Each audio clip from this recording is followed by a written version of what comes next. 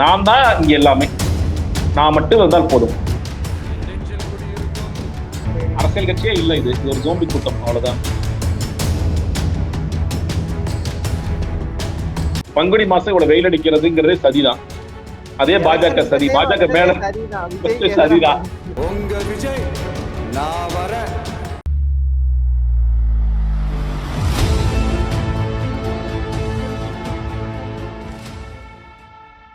உங்க கனவு கரியருக்கு right destination தேடுறீங்களா? அதுக்கு நீங்க சூஸ் பண்ண வேண்டியது சேரன் குரூப் ஆஃப் இன்ஸ்டிடியூஷன்ஸ் தான். கோயம்புத்தூர்ல SMS arts and science and Cheran health science, காங்கேயம்ல Cheran arts, Cheran women's college, Cheran college of டெக்னாலஜின்னு எல்லாமே ஒரே ட்ரஸ்டட் இன்ஸ்டிடியூஷன்ல. Admissions open. கால் 7708441116. வணக்கம் நேயர்களே, நான் உங்கள் கார்த்திக். நம்முடைய சிறப்பு நேர்காணலில் அரசியல் விமர்சகர் ஜெகதீஸ்வரன் இணைந்திருக்கிறார். அவரிடம் விரிவாக பேசலாம். வணக்கம் சார்.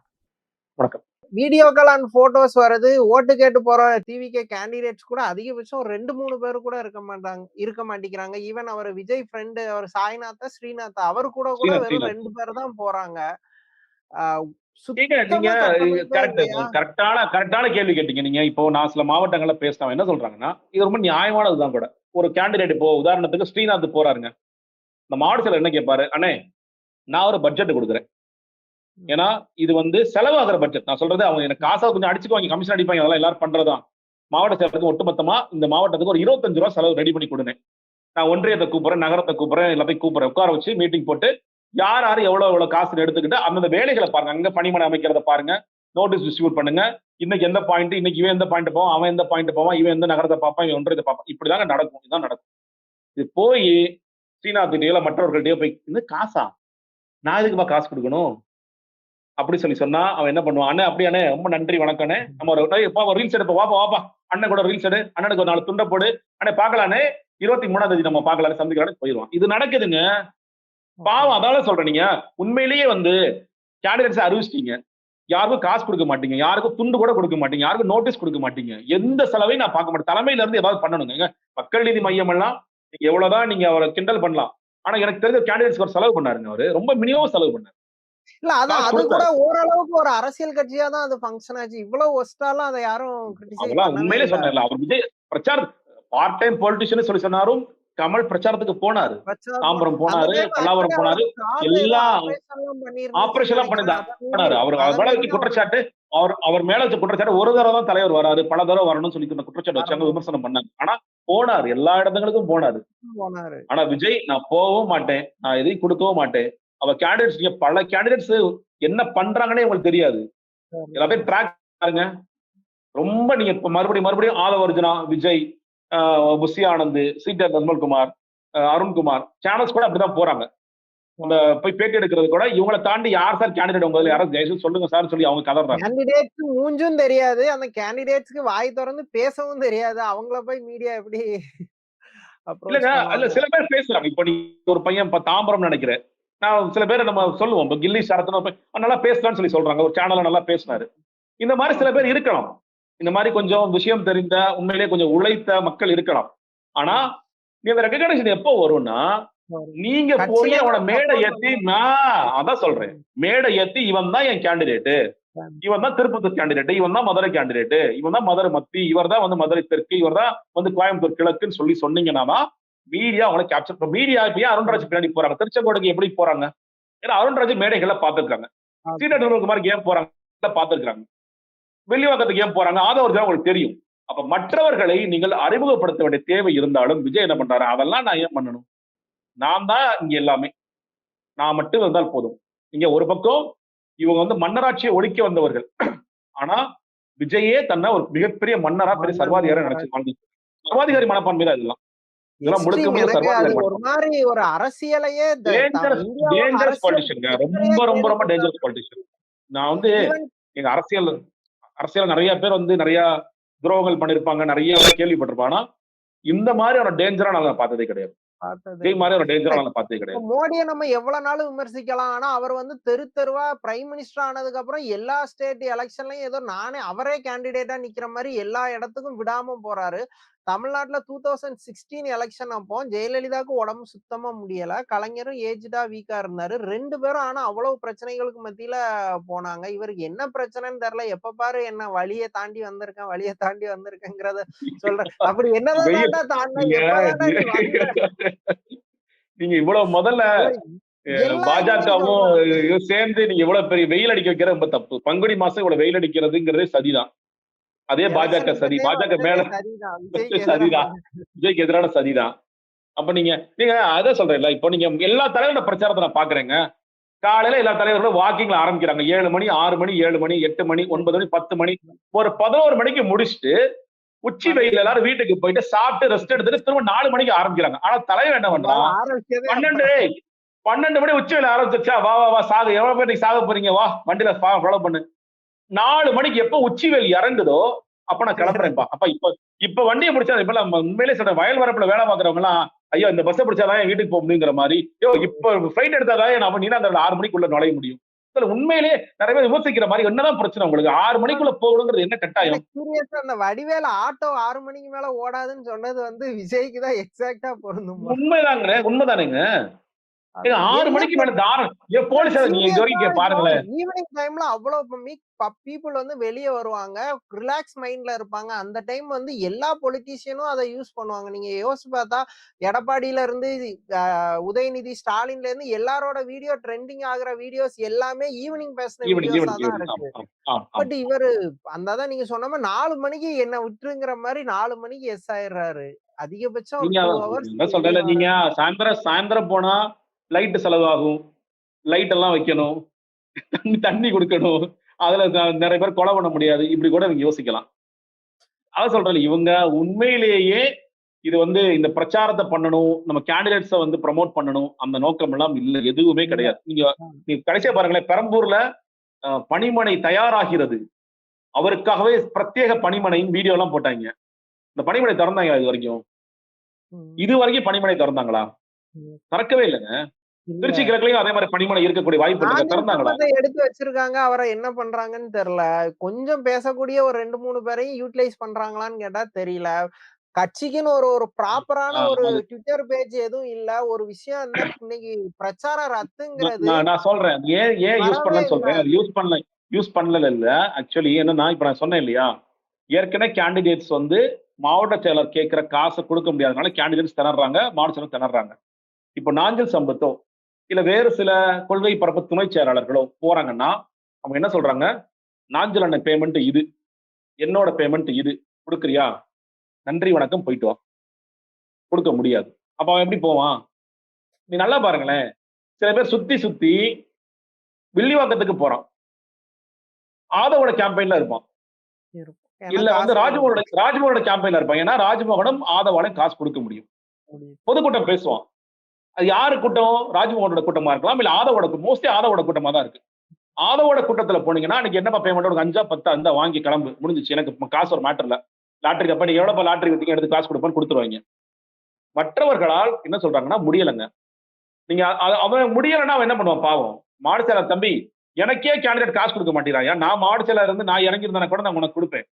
கொடுக்க முடியாது. நான் ஊருக்கு வந்து இன்னும் சொல்றேன், சில பேருங்க இப்போ கொஞ்ச நாளுக்கு கொள்கை பொதுக்கூட்டம் நடந்துச்சு.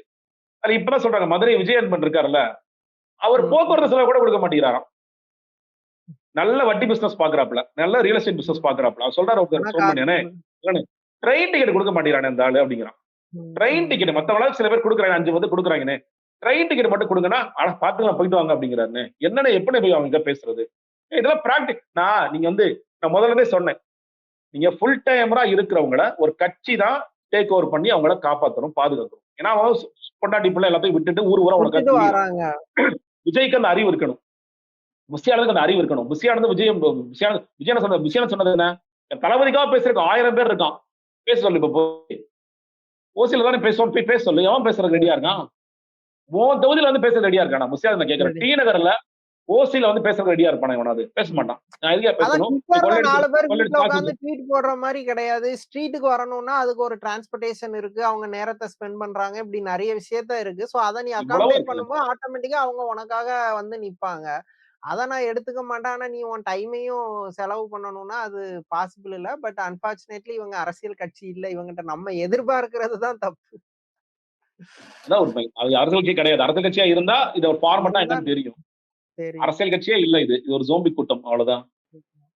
ஃபைனல் கொஸ்டின் ஆக்சுவலி ஈவன் நம்ம இவ்வளவு கிரிட்டிசைஸ் பண்ணாலும் அது ஒரு கட்சியே இல்ல அவ்வளவு விமர்சிச்சா கூட ஆனா வரக்கூடிய நிறைய சர்வேஸ் எல்லாமே வந்து ஓட் பெர்சன்டேஜ் வந்து 15 to 18 அப்படிங்கிற மாதிரியே ஈவன் கிரெடிபிளான கருத்து கணிப்புகள்ல கூட அந்த அளவுக்கு வருது. உண்மையில அந்த அளவுக்கு வருமா? இல்லங்க நான் சொல்றேன்ல. நான் மேக்ஸிமம் குடுக்குறது 12% தான். ஏன்னா, ஓகே. இந்த களம் போக போக ரொம்ப ஷார்ப் ஆகுது. இது திமுக அகைன்ஸ்ட் அதிமுக ரொம்ப ஷார்ப் ஆயிட்டு இருக்கு. இது ஒரு 2 கார்னர் ஃபைட்ன்னு போயிடுச்சுன்னா, 3 பிளேயருக்கும் 4த் பிளேயருக்கும் பெர்சன்டேஜ் ரொம்ப போகாது. இது வந்து ஒரு ஒருத்தர் ரொம்ப சிங்கிள் மெஜாரிட்டில இப்ப உதாரணத்துக்கு திமுக அடிக்க போறாங்க. அதிமுக அடிச்சு மேல வர போறாங்க அப்படின்னு சொல்லிட்டீங்கன்னா, அப்ப 2வது, 3வதுக்குலாம் 3வது, 4வதுக்குலாம் மக்கள் வாக்களிப்பாங்க. ரொம்ப க்ளோஸரா போகும்பொழுது மக்கள் அந்த வாக்குச்சாவடிக்கு போகும்போது விஜய் சொல்றாரு, "விசில மட்டும் பாரு, விசில மட்டும் பாருன்ட்டு." இல்ல அவங்களுக்கு சூரியன் தெரியும், ரெட்டல கண்ணுக்கு தெரியும். அது தெரியும் போது அவங்க என்ன பண்ணுவாங்க, இது யார் வெற்றி பெறுவார், யார் தோல்வி அடைவார். வெற்றி பெறக்கூடியவர் தான் நான் வாக்களிப்பேன். அது திமுகவா, அதிமுகவா அப்படிங்கிற இடத்துல தான் போய் முடியும். அதனால சொல்றேன் ரொம்ப க்ளோஸ் அவுட் எலெக்ஷன். இந்த மைக்ரோ மேனேஜ்மென்ட்ல விஜய் அடி வாங்குவார். ஏன்னா அவங்களுக்கு ஆட்களே இருக்க மாட்டாங்க. இன்னொன்னு போய் தேடுவாங்க, தம்பி நீங்க அந்த இடத்துல வந்து என்னுடைய வரிசை எண் என்ன, சீரியல் நம்பர் என்னன்னு சொன்னா அங்க திமுக, அதிமுக தான் உட்கார்ந்திருப்பாங்க. இல்ல திமுக, அதிமுக துணை கட்சிகள் கூட்டத்தில் உட்கார்ந்திருப்பாங்க. நீங்க வந்து துணை கட்சிகள் தான் உட்கார்ந்திருப்பாங்க. அப்ப அந்த இடத்துல தேவைக்கோடைய பூத் எங்கப்பா, அவங்க ஒரு உட்கார்ந்திருக்காங்களா, பூத் போட்டு கூட உட்கார்ந்திருக்கக்கூடிய வாய்ப்புகள், வசதிகள் கூட அவங்கள்ட்ட இல்லாம இருக்கும். இருக்கும் பொழுது அந்த நேரத்துல அவங்க தேவைக்க பார்க்க மாட்டாங்க. திமுகவ, அதிமுக அதான் சொல்றேன் ரொம்ப தீவிரமான கோர் விஜய் ஃபேன்ஸ். விஜய்க்காக தான் நான் வாழ்ந்துட்டு இருக்கேன். விஜய் சொன்னா நான் உன்கிட்ட சொல்றேன்ல, நான் கழுத்து எடுத்து செத்துருவேங்கிறான்ல. எங்க அண்ணன் குடும்பத்தை காப்பாத்துவாருங்கிறான்ல. அந்த மாதிரியான தற்குறிகள் விஜய்க்கு தான் ஓட்டு போடுவாங்க. ஆனா அதை தாண்டி நடுநிலையாக இருக்கக்கூடியவர்கள், எந்த ஆட்சி வந்தால் சரியாக இருக்கும் என்ற பார்வை உடையவர்கள், இந்த மக்களுக்கு எது தேவை, எது தேவையில்லை என்று சரியாக சிந்திப்பவர்கள், இந்த 2 கட்சியில ஒருத்தருக்கு வாய்ப்புகள் தான் வாய்ப்பு அதிகமாக இருக்கு. அப்ப அவங்க அதை சீர்தூக்கி பார்க்கும் பொழுது விஜயோட பெர்சன்டேஜ் இன்னைக்கு அந்த சர்வேக்களுக்கும் இதுக்கும் ஒரு பெரிய மாற்றம் இருக்கும். நான் மறுபடியும் நான் அதெல்லாம் ஸ்டிக் ஆன் பண்றேன். குறைந்தபட்சம் 8, அதிகபட்சம் 12. அதை தாண்டுவதற்கான வாய்ப்புகள் இல்லை. எனக்கும் அதான் கொஸ்டின். ஆக்சுவலி விஜய் ஃபேன்ஸ்லாம் நேத்து ஜனநாயகன் வெளியானோன கொந்தளிச்சுட்டு வந்துட்டாங்க. ஏன் ரஜினி ட்வீட் பண்ணல, கமல் ட்வீட் பண்ணலான்ட்டு எல்லாரையும் பிடிச்சு கடிச்சு வைக்க ஆரம்பிச்சாங்க. இப்ப விஷயம் என்னன்னா ரஜினியில ஆரம்பிச்சு சிவகார்த்திகேயன், சூர்யா, கமல்னு எல்லாரும் அதுக்கு கண்டனம் தெரிவிச்சுட்டாங்க. ஈவன் தெலுங்கு இண்டஸ்ட்ரியில இருந்து சிரஞ்சீவி, விஜய் தேவகொண்டா வரைக்கும் கண்டனம் தெரிவிச்சுட்டாங்க. ஆனா தலைவர் விஜய் மட்டும் இன்னும் இத பத்தி வாயே தொறக்கல. இன்னொரு ஒரு விஷயம், இது ஒரு விஷயம், இதுக்கு ஏன் குரல் கொடுக்கல அப்படிங்கிறது ஒண்ணு. இன்னொன்னு, ஒருவேளை வேற யாரு படமோ ரிலீஸ் ஆயிருந்தா விஜய் இப்படி தார்மீக பொறுப்பு எடுத்து இதுக்கு முன்னாடி எப்பவோ பண்ணியிருக்காரா? அவர் ஃபேன்ஸ்க்கு எப்படி மத்த ஆக்டர்ஸ்ட்ட போய் கேட்கறதுக்கான ரைட்ஸ் எங்க இருந்து வருது? நிச்சயமா பண்ணிருக்க மாட்டாருங்க.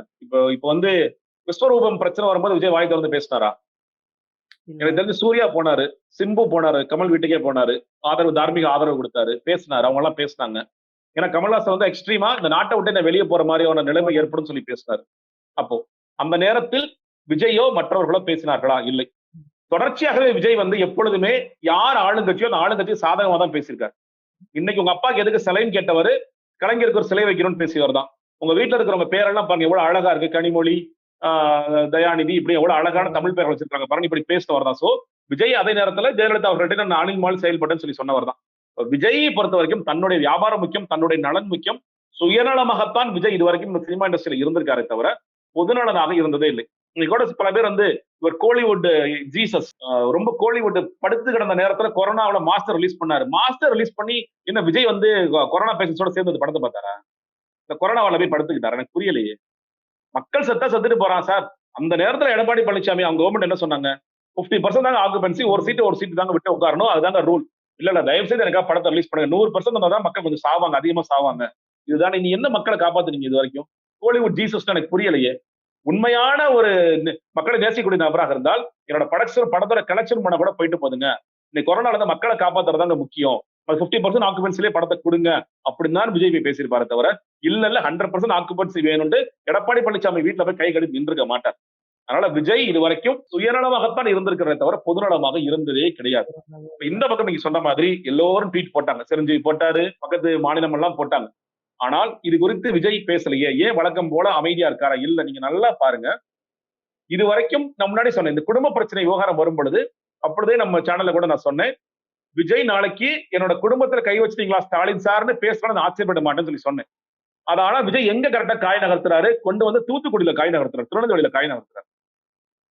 அடி கரூர்ல என்ன அடிச்சியா அடி ஜனநாயகம் முடக்கின இது வரைக்கும் ஜனநாயகம் குறித்து பேசாதவர். அப்பொழுதுதான் நீங்க நல்ல அந்த டாட்ஸை கனெக்ட் பண்ணுங்க. அது வரைக்கும் ஜனநாயகம் குறித்து பேசாதவர் திருநெல்வேலியில தான் முதலாக ஜனநாயகம் குறித்து வெளிப்படையாக பேசணும். அதுக்கு முன்னாடி கூட பேசும்பொழுது ஜனநாயகத்துக்காக பல பேர் ட்வீட் போட்டாங்க. ஸ்டாலின் சார் கூட ட்வீட் போட்டாரு. அப்படியே அரசல் பரசலா ஒரு ட்வீட் போட்டாரு. அப்படிதான் சொல்லி சொன்னாரே தவிர என்னுடைய படம் முடக்கப்பட்டது எனக்கு பிரச்சனை அப்படின்னு பேசியதே கிடையாது. ஜனநாயக முடக்கு போடு அடி இவனை காலி பண்ணு. ஆனா அப்பயும் மக்கள் என் பின்னாடி தான் நிக்கிறாங்க. கடைசியா எங்க சுத்தி நமக்கு பக்கத்துல இருக்கிறவங்களே போடு அடி அப்பயும் பக்கத்துல. அப்போ எவ்வளவு மோசமான அரசியல்வாதி பாருங்க விஜய். தன்னோட குடும்ப பிரச்சனைய தேர்தல் நெருக்கத்தில் கொண்டு வந்து தன்னை ஒரு விக்டிம் கார்டு பிளே பண்ணணும்னு விஜய் பேசிட்டு இருக்காருன்னா, இன்னும் ஒரு 4 நாட்கள் 5 நாட்கள் கழித்து இந்த 4 வசனத்தோட கரூர் வசனம், சிபிஐ வசனம் இதோட சேர்த்து விஜய் கூடுதலாக ஒண்ணு சொல்லுவார். நீங்க எழுதி வச்சுக்கோங்க. அடி ஜனநாயகம் லீக் பண்ணி விடு. அதான் ஆதவர்ஜுனா இது வரைக்கும் ஆதவர்ஜுனா இது குறித்து பேசாத ஆதவர்ஜுனா டக்குன்னு லீக் ஆன அடுத்த நாள் பேட்டி கொடுக்க அர்த்தம். இது உதயநிதி ஸ்டாலின் எல்முருகனோட கைகோர்த்து இந்த வேலையை பார்க்கின்றார் அப்படின்னு அபாண்டமான ஒரு பழைய எந்த விதமான முகாந்திரம் இல்லாம எதையுமே ஜஸ்டிஃபை பண்ண முடியாத இடத்துல இருந்து ஆதவர்ஜுனா பேசுறாருன்னா, இந்த முறை நான் அந்த விக்டிம் கார்டை நான் ஸ்டார்ட் பண்ணி வைக்கிறேன் தலைவரே, நீங்க ஒரு 4-5 நாள் பேசாம இருக்கணும். அதனாலதான் நான் காரைக்குடியில அவர் பேசாத கூட நான் என்ன காரணம் நினைக்கிறேன்னா, இது குறித்து பேசணுமா பேச வேண்டாமான ஒரு குழப்பம் ஏற்படலாம். இல்ல விக்டிம் கார்டை பிளே பண்றதுக்கு கொஞ்சம் டைம் இருக்கு நமக்கு, இது ஒரு 4 நாள் ஆகட்டும், அடுத்ததாக போகின்ற மூடு கிரியேட் ஆகட்டும், ஒரு 5 நாட்கள் கழிச்சு நம்ம பேசினாதான் இது ஃபயர் விடுவாங்க எல்லாரும். அந்த நேரத்துல நம்ம சூப்பரா பாருங்க மறுபடியும் விக்டிம் கார்டு சொல்லப்பட ரொம்ப க்ளோஸ் எலெக்ஷன். இன்னும் கிட்டத்தட்ட இப்ப நீங்க 23 தேதியா 18 கூட விஜய் பேசலாம் இந்த விஷயத்த. என்னோட ஜனநாயக நேரம் உங்களை எல்லாம் ரீச் ஆயிருக்கணும், நல்ல முறையில் ரீச் ஆயிருக்கணும். ஆனா இன்னைக்கு அதையும் லீக் பண்ணி விட்டு எப்படி காலி பண்றாங்க பாருங்க. அதனாலதான் சொல்றேன், சிபிஎஃப்சிக்கு விடப்பட்ட சவால் இது. இந்த சவாலை அவங்க முறியடிச்சு உண்மையில் எங்க இருந்து இது போனுச்சு அப்படிங்கறத அவங்க ப்ரூவ் பண்ணி ஆகணும். இல்ல விசாரணை அமைப்புகள் செஞ்சே ஆகணும். பெரிய கடமை அவர்களுக்கு. இல்லாட்டி இந்த விக்டிம் கார்டை விஜய் பிளே பண்ணிடுவாங்க. ஓகே, இதுல உண்மையை கொண்டு வர வேண்டியதுங்கிறது திமுகக்கும் இன்னொரு வகையில சிபிஎஃப்சிக்கும் ஒரு பொறுப்பு இருக்கு. ஏன்னா அவங்க அந்த பழியில இருந்து தப்பிக்க வேண்டியது அவசியம் என்ன சார்? நிச்சயமா இருக்குங்க. அவர் ஈஸியா பழியை போட்டு போயிடுவார். இந்த கார்டை பிளே பண்றதுக்கு முன்னாடி திமுக பாஜக எல்லோருமே சொல்றேன், எல்முருகன் உதயநிதி ஸ்டாலின் யாராரு பேர்லாம் அடிபடுதோ எல்லாரும் சேர்ந்து இதை செய்ய வேண்டிய அவசியம் இருக்கு. அவங்க சொல்லணும் எங்க இருந்து போறதுக்கான வாய்ப்புகள் இருக்கு. என்ன பிரச்சனைனா ப்ரூவ் பண்ணா கூட இவங்க நம்ப மாட்டாங்க. நம்ப மாட்டாங்க, அது வேற விஷயம். பட் ஆனா அட்லீஸ்ட் அவங்க ப்ரூவ் பண்ண வேண்டிய அந்த மாதிரி ஒரு சிக்கல் இருக்குல்ல. ஏன்னா நீங்க சினிமா தெரிந்த எல்லோருக்குமே தெரியுங்க, சினிமா தெரிந்த எல்லோருக்குமே தெரியும் சிபிஎஃப்சில இருந்து வரலங்கிறது தெரியும்.